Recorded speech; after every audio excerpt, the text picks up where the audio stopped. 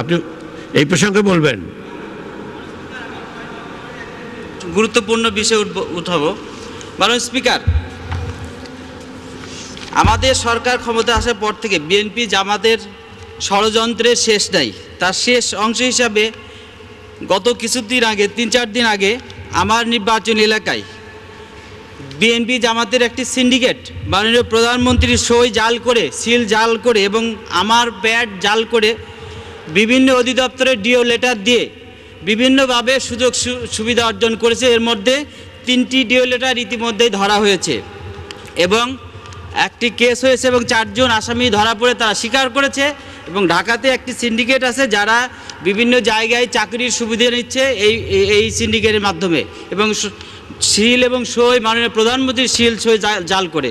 সুতরাং বিষয়টি অত্যন্ত গুরুত্বপূর্ণ এবং যাদেরকে ধরা হয়েছে মাননীয় স্বরাষ্ট্রমন্ত্রী দৃষ্টি আকর্ষণ করে বলতে চাই, তাদের একটি দৃষ্টান্তমূলক শাস্তি দরকার, শাস্তি দেওয়া উচিত এবং দেওয়ার জন্য দাবি জানাচ্ছি।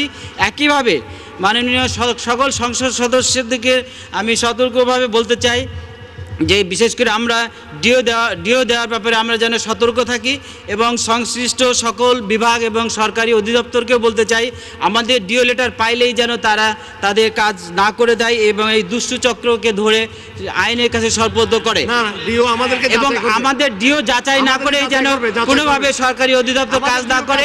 আজকের যাচাই না করে করবে না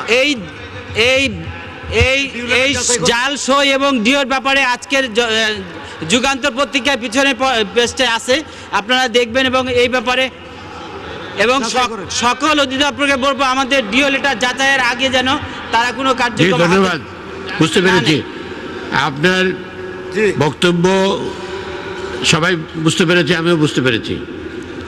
আর কিছু বলবেন? মাননীয় স্পিকার, আপনাকে ধন্যবাদ। আপনাকেও ধন্যবাদ মাননীয় সদস্য।